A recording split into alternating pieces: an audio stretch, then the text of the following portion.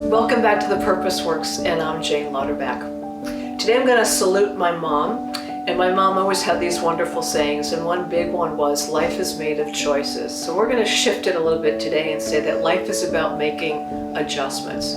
We all know instinctively that we have to make adjustments all the time. In fact, we make them every single day. We think the weather's going to be beautiful. We hop outside to go on a bike ride, and all of a sudden it starts to rain, and we got to shift and go back inside and do the Peloton.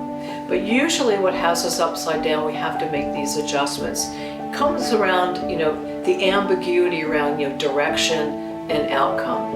Ambiguity is worse than threat. The reason adjustments are difficult is that it's a sense of leaving something behind, a sense of some form of grief.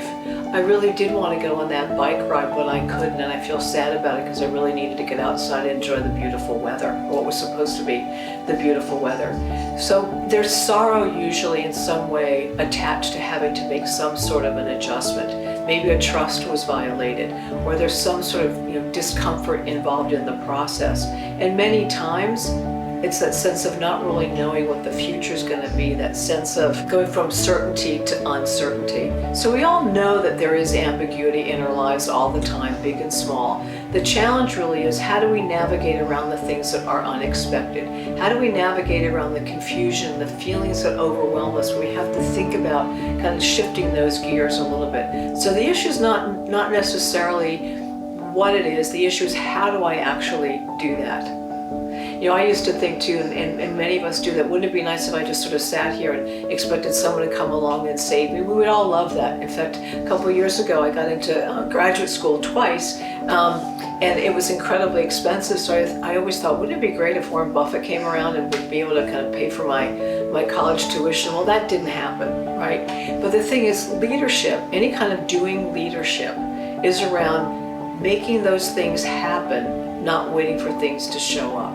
And particularly now, it's a little bit more difficult sometimes to sort of get up and kind of take that first step. A wise person had once said to me, the way to get started is to quit talking about it and just start. One of my favorite expressions too is that luck happens to those who are prepared. So how do you get prepared? How do you get started? So here's a couple of kind of rules of thumb. 1, set an intention. What is it that you want to do? The more clarity that we have about what it is that we want to do, the more likely it is that we're going to get there. In fact, those people that set that intention and that goal are 10 times more likely to get it done than those who don't. So figure that out. The next thing, don't think about the final goal. Oh my God, that's too big, can't do it. How do you want to break it down into micro steps?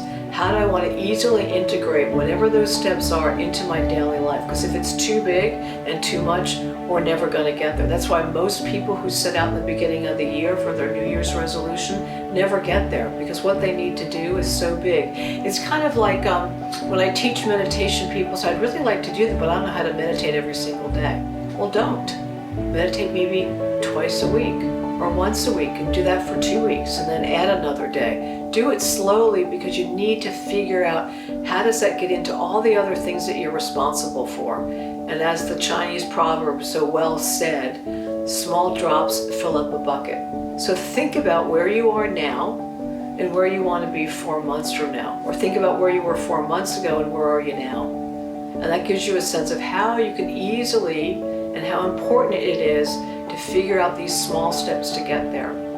My other favorite one is invite support, accountability. There's nothing better than having someone sort of being there to cheer you on. Have someone who can be your accountability partner, someone that you don't want to disappoint either, and someone that can help you figure out that step that you want to take, that's way too big. Are you really going to get all that stuff done within a certain amount of time? Someone to help you really calibrate how to create the right micro steps. And so they find too that when you write something down, you're 36% more likely to get it done. I think the statistic is correct. But when you share it with somebody else, it's up into the 80%. So why not?